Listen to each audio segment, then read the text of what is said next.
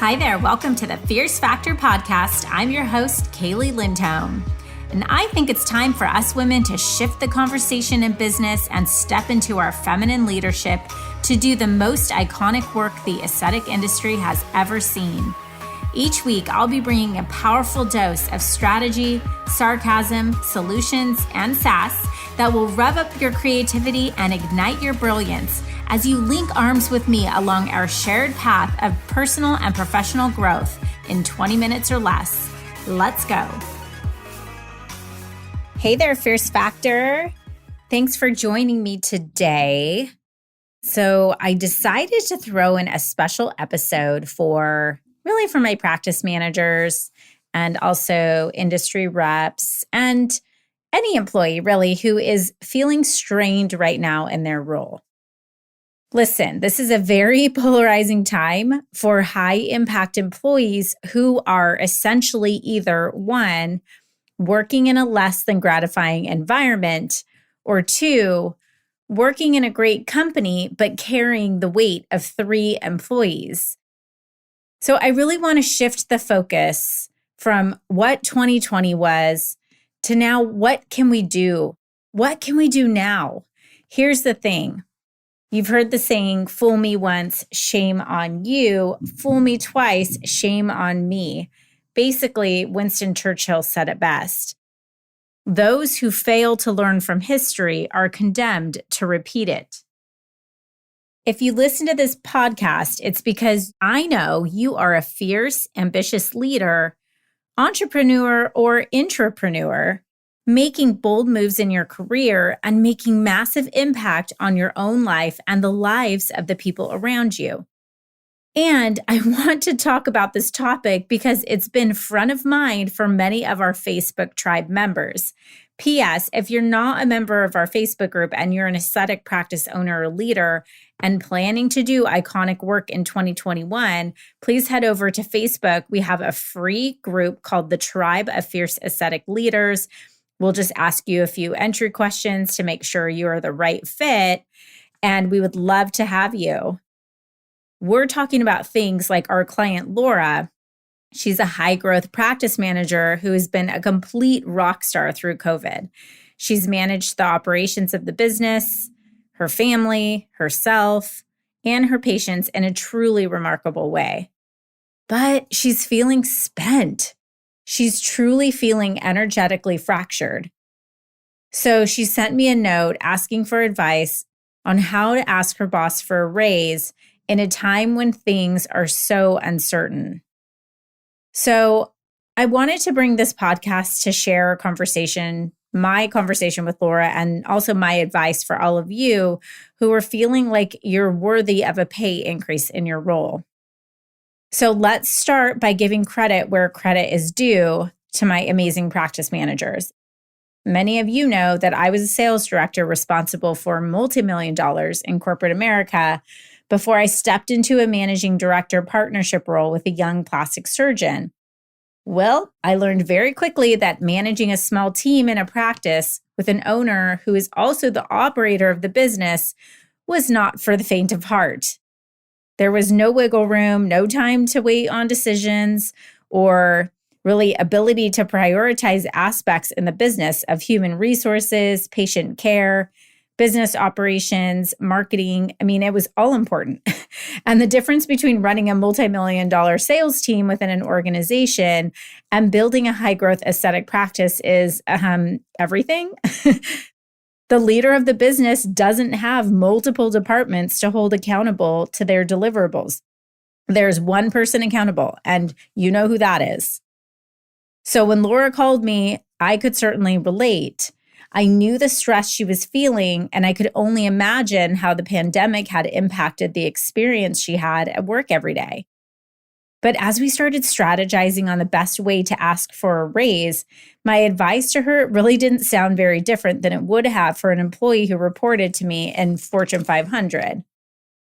So as we unpacked a few layers, we talked about 3 main areas she really needed to consider carefully and prepare for before she asked for a raise. And I'd like to share those with you today.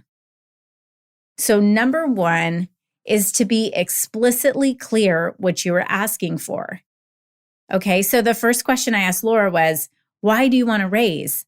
And she laughed as if that was such an obvious question until she saw the serious look in my eyes. No, truly, what is your core motivation for asking for a raise? The first step in asking for anything, especially a raise, is to be explicitly clear what you're asking for. So think about it. Why are you desiring a raise? Is it simply money? Is it just you need the money or you feel like you're deserving of the money? Or is it appreciation? Or are you looking for advancement or challenge or career growth? Or does your friend make more money in the same role so you feel like you deserve it? Really think about this. If you're going to go through the process of committing yourself to doing the work of asking for a raise, you sure as hell better know that what you're asking for will solve the problem you have. So number 2 is to be prepared to showcase how your work has made a direct impact on the health of the business. So this exercise may actually be extremely cathartic for you. Take the time to go back and evaluate the projects and initiatives your leadership has impacted. With Laura, we created a spreadsheet and listed the business's top goals for the year, a summary of activities and accomplishments, and outstanding opportunities for business growth, i.e., invest in more of her. And let me tell you, that list was long. It was rewarding to see everything she had accomplished, the impact she was making, and the results she had produced. And it was empowering and effectively confirmation for her that what she has to offer is clearly working. So once you're explicitly clear on what you're asking for, and then you are prepared to showcase how your work has made a direct impact on the health of the business, that's when you move into step 3 by asking yourself, how will giving you a raise benefit the business? So this is where I really see most employees trip up. They're asking for the business to increase its expenses on them, likely deservedly, but then they don't bring to the table justification for why this is a strategic move for the company. Will additional investment come with increased efficiency, with new responsibilities, or better productivity? And how will that happen? And how will that be tracked? The more thoughtful you are about the proposal you are making as it relates to the business, the more likely you are to present a compelling case for the business to reinvest in you.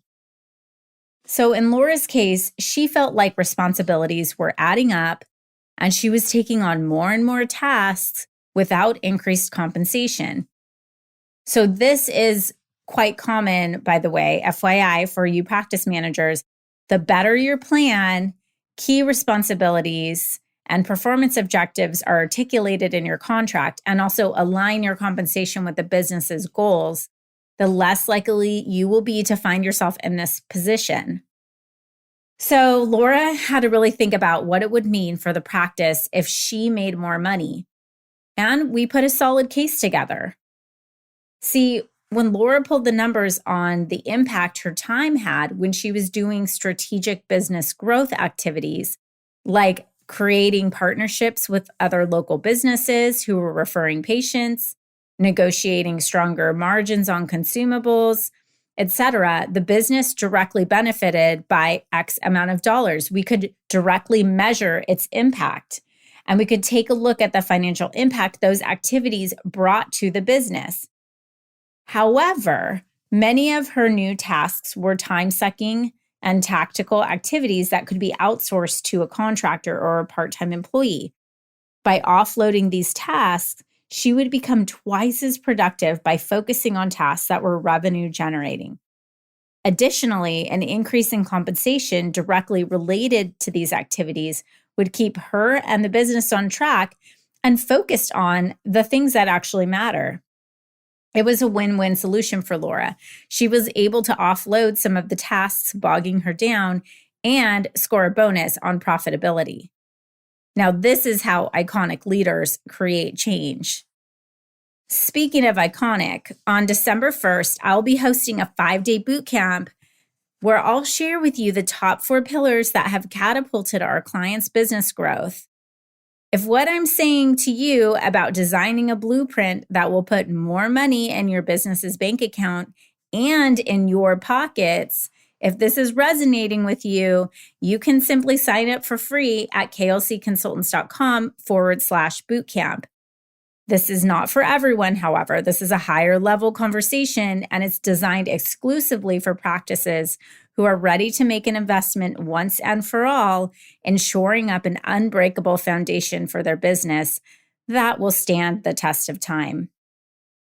So I hope this episode will help you think about how you articulate your value when you are in position to ask for a raise, and how your solution can be a win-win for the business you serve. Thanks for joining me today.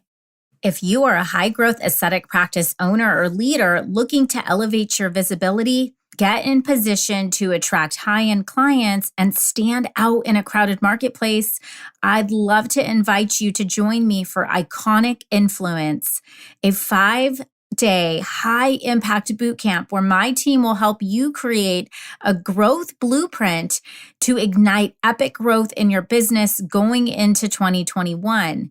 Here's the thing. If you're doing any marketing at all this year and you're not doing work on your influential brand positioning, you are flat out leaving money on the table. Maybe you're an expert of your craft, but not yet a master of growing your business. Or perhaps you're a practice manager struggling to help your MD owner see the bigger picture to scalability.